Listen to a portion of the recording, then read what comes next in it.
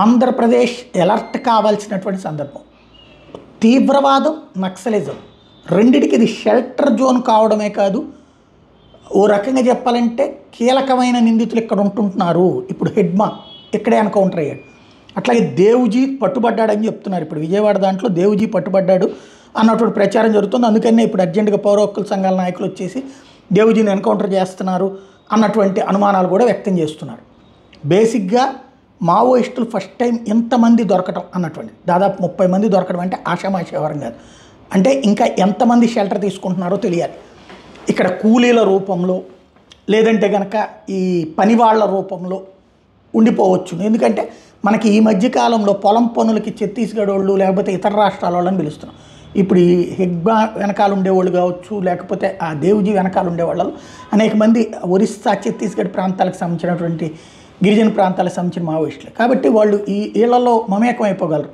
వ్యవసాయ కూలీలు గాను, లేకపోతే కనుక ఆటోనగర్ కూలీలు గాను, ఇట్లాగే. కాబట్టి అట్లా వచ్చేసి ఉంటే కనిపెట్టడం కష్టం. సేమ్ టైం మన టెర్రరిస్టులు చూసాం.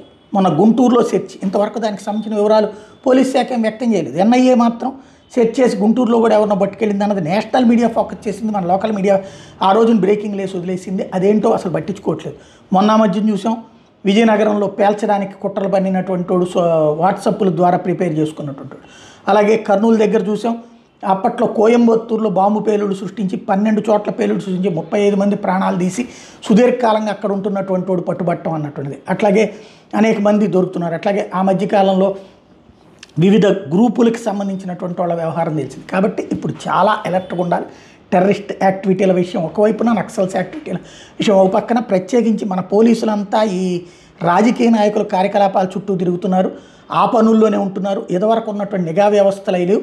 కాబట్టి ఇప్పుడు చాలా జాగ్రత్తగా ఉండాలి. ఒక ప్రత్యేక విభాగం దీనికోసం ఏర్పాటు చేయాలి. నక్సలైట్లు, టెర్రరిస్టులు మానిటరింగ్ చేయడం కోసం అని చెప్పేసి అప్పుడు లైక్ యాంటీ టెర్రరిస్ట్ స్క్వాడ్ లాంటిది ఆంధ్రాకి ఖచ్చితంగా అవసరం.